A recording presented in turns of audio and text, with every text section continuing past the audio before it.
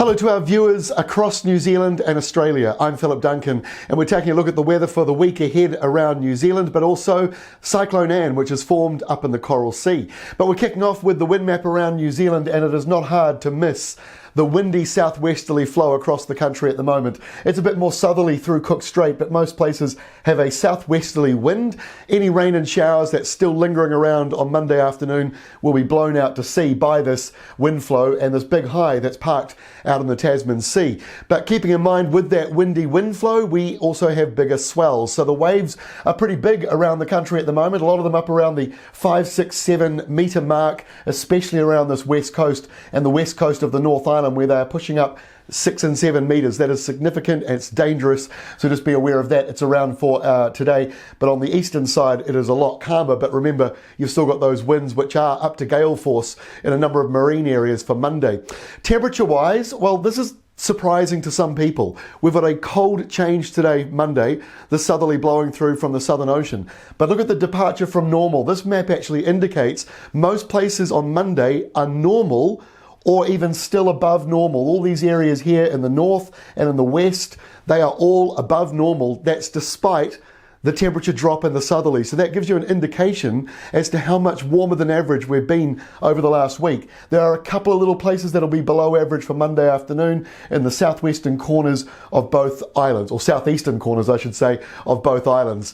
As we move through over the next day or so, Tuesday warms up even further. No one is below average on Tuesday afternoon. It is warmer than average or average right across the country. So it's a very short-lived cold snap, but we've got another one again on Wednesday, but again, nothing major in there. So this is the setup for Tuesday. High pressure is in the north. We've got windy westerlies in the south, and that's why Tuesday afternoon is warmer in the South Island. You've got those west to northwest winds coming back. So windy and warm in many areas, wet though again over on the west coast. By Thursday, it is cooler in the South Island, certainly around Southland you've got a colder change. That cooler air spreads northwards. We've got showers around on Wednesday as well for the North Island's western side. So over the next couple of days, up until 5 o'clock Thursday morning, this is the rain that is expected. And again, the west coast, you're talking about 100 millimetres, and in the main centres further north, you're talking sort of 50, 60 millimetres. But a big chunk of the rest of the country in the green and blue, that's just 2 to 5 millimetres. That's all of this area up here and all down the eastern side. So again, this week, most of the rain is on the west coast and a little bit into the southwestern corners and southern areas of both islands. We've also got some snow in the mix at the moment. It's mostly through the southern Alps, and those snowfall totals up in the mountains actually could be significant. They might be half a metre in some areas over the next few days. Lower down, no issues at all. So let's take a look at Thursday, and you can see why it is colder, especially up the eastern side of the nation as that sou'wester blows through. But a little bit like today, Monday, we've got another high pushing in behind it. So while it's a little bit windy, it should be mostly dry in many areas on Thursday.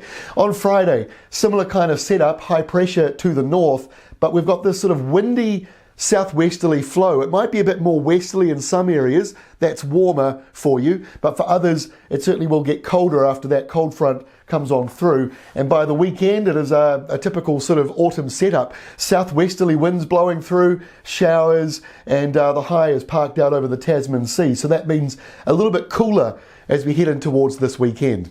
Okay, let's go up to a warmer part of the world and around the Coral Sea area.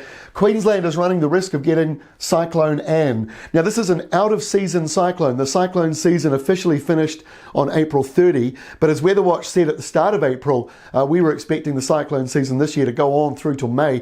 That's simply because both the air and sea temperatures are above normal at the moment, and that is basically what fuels these storms. So this is a low level one, and the good news is not only is it going to be making landfall in the more remote part of Queensland, but it's not likely to be a cyclone. It drops back to a tropical depression over the days ahead, and you can see why when you look at the animated wind map. There's New Caledonia, New Zealand. You might be able to just see Cape Reinga there, but the reason why this storm is falling apart, this map shows the moisture in the atmosphere. So very humid in this blue area up in the tropics, but high pressure over Australia, dry. And it's got this windy southeasterly wind coming out of New Zealand. So that is going to tear this storm apart. So while it is sitting out in the Coral Sea looking like a nice cyclone, it's running into this wind shear and it's going to be ripped apart. And that's why it'll be tracking into northern areas as a tropical depression and not a major storm. One just to keep an eye on though, and we'll be tracking it at Weather Watch over the next couple of days. That's all from me. Have a great week. We'll see you on Tuesday.